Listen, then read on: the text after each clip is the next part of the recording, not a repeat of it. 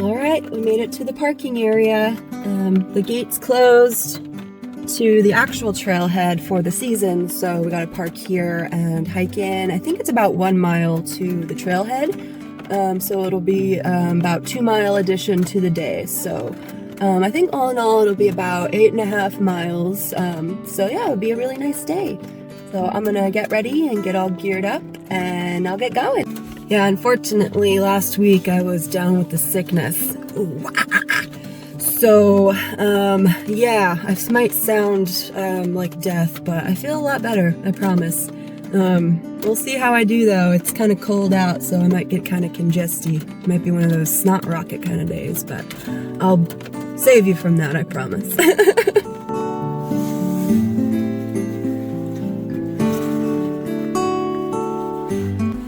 Hey everybody, Editing Fern here.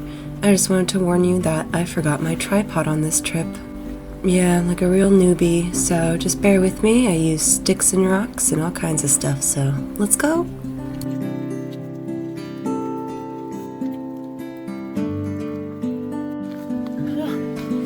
We'll see how long this hood lasts. I always think they're a good idea until I actually wear them, and it just makes me so angry. I'm just like, I can't see. Can't see anything. But sometimes if it's just kind of misting like this, it's worth it to just not, like, whatever. You're gonna be wet anyway. It's not that cold, so we'll see. To be determined. Just this, I can't do it. But I'll try. I found some iced crack.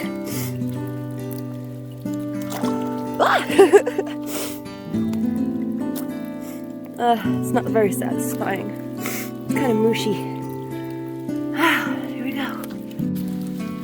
One freaky thing about hiking alone is sometimes you get the pareidolia effect where things kind of look like people. Like, I thought that was just a guy hanging out, just like staring off into the woods. It's literally just a road sign wrapped in a garbage bag. And I'm over here like, what the fuck is this guy doing? Nothing, it's just a garbage bag. Excuse me, sir. You're not allowed to park there. How fun! I came across this little study area for ponderosa pines. So they collected seeds from 10 areas around the western US and began comparing them to our native ponderosa in 1925 to study the genetic differences between the pine races. So this guy here is a ponderosa, and as you can see, it's not very tall. It's skinny boy. So that's the ponderosa right here. The rest are firs. But if you look across the street to our native pine, that's it right there. It's like 3 times the size, very full, very thick. So here's our native ponderosa, and here's the non-native ponderosa. So it's really fun to see how our native trees are kind of adapted to this area, and they grow so much better, so healthy. Well, this guy, he's not adapted to this area, and he's struggling. But, you know, thank you for doing your thing. How cool. I love that.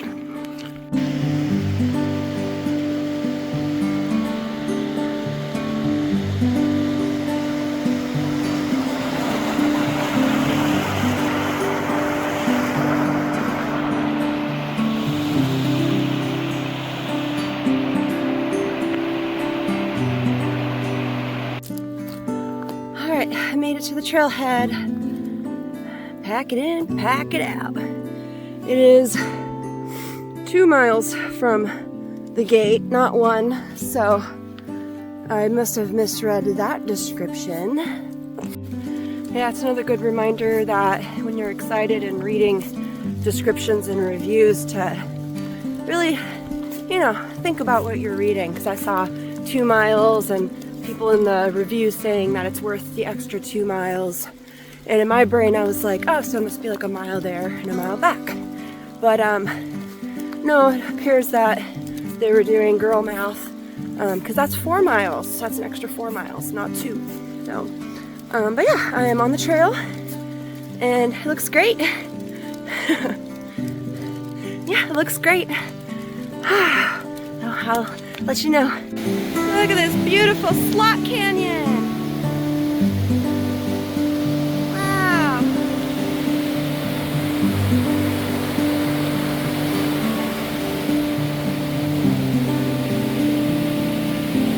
All right, a sketchy little bridge. Let's go.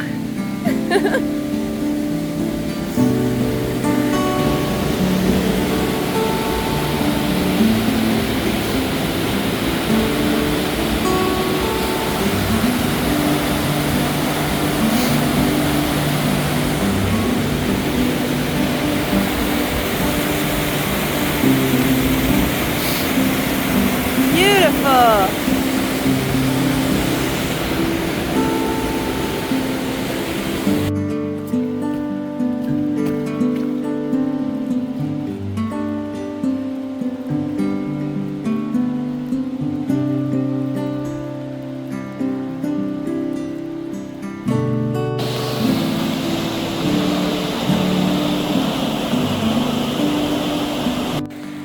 Here we have the perfect example of gap dynamics at work, where up above we've got some big tree mortality, broken top big old trees. Something happened here which led to some mortality pocket, which, you know, cleared out this whole circle area for all these beautiful sun-loving plants like the bear grass. I haven't seen any bear grass up here, so it's taking advantage of all the extra sun. So many ferns and all the layers of aged trees. We've got tiny, tiny little baby trees, like that little cedar there. We've got some younger trees, and then we've got beautiful stand dynamics where they just layer on top to make one beautiful succession. So we have here an uneven aged little pocket of succession, and I absolutely love it. Someday those trees will grow big and tall and shade out everything, and the bare grass will diminish, and it'll turn back into an understory dynamic with more ferns and berries and things that like the understory. So, a little lesson for you.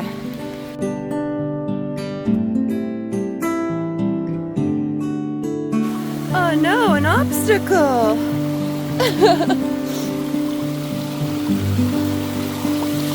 Woo!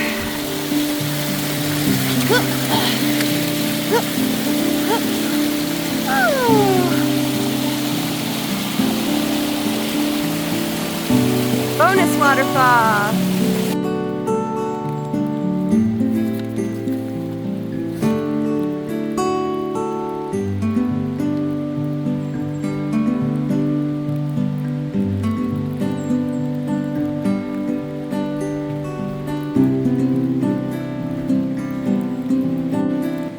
While I'm taking a nice little break and taking a drink of water, I thought I'd explain a little bit how the shade-tolerant understory species are. So we saw the gap dynamics where they get more sun and they kind of go crazy, but this is kind of an understory that we're used to. Some shrubs, a little bit of forbs, lots of moss, lots and lots of moss. You can tell there's a little bit of a sunspot here because of the mortality pocket of that dead tree. It cleared up some space for the sun, and now these little hemlocks are growing here.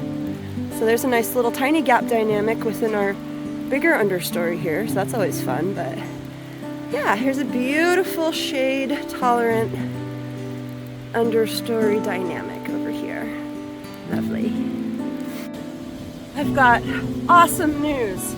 There was one car parked at the lot, or at the gate, when I got here, and I just passed him. And I was like, ah, you must be the only other car. And he's like, Falls is all yours. So I just want to acknowledge how nice that feels be the only one, feeling like I'm the only one in the whole forest. It's one of my favorite feelings.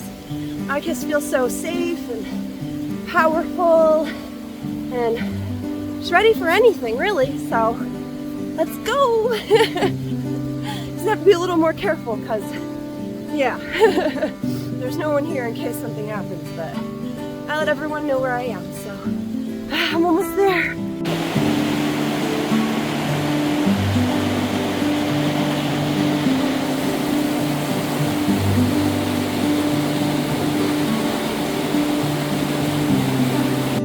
Almost there. Let's go.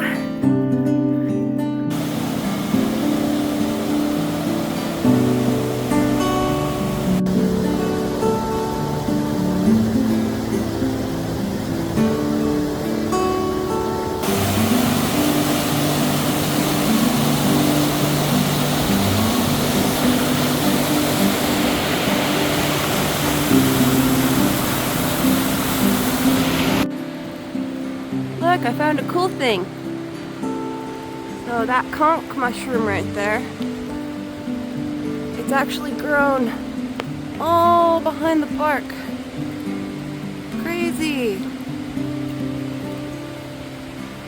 Look, there's a bunch of little conchs gonna come up here. How cool. Good job, buddy. Prolific.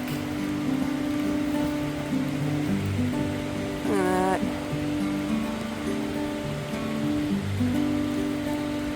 Well done.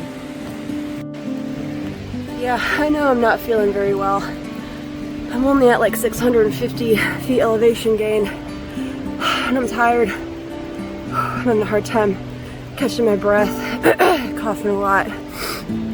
So let's take it easy. I have like less than a mile, I think, probably like 0.7 miles until I get to the falls, so it's pretty much going to be uphill the entire way. So I'm just going to take it easy. You know, I'm not in any rush. I'm not racing anybody. There's nobody else here. It's a beautiful day. The rain stopped. So yeah. Let me just check in.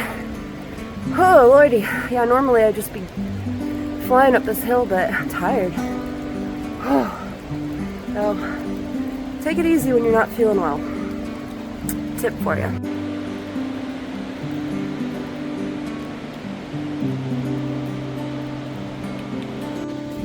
Alright, got geared up.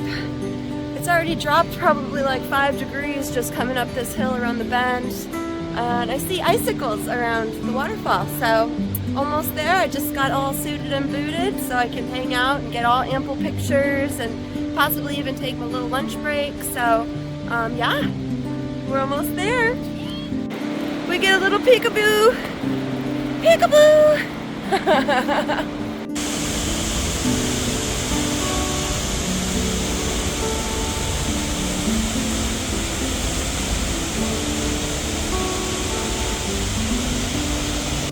Hey everybody, it's me again. I apologize for this weird angle. I tried for so long to get a good shot, but without the tripod, I had to use rocks in my trekking poles, so I didn't want to break my phone, and this is the best I could do, so sorry about it.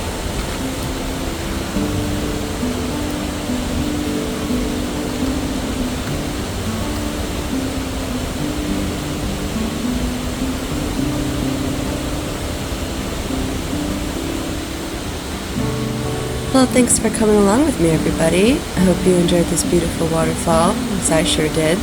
Don't forget to follow me on Instagram and all the things, like, subscribe, and really help me out, and I appreciate you. I'll see you out there. I hate walking on the road. I hate walking on the road. Oh, my hips hurt and my feet hurt, and I don't want to be here anymore. I hate walking on the road.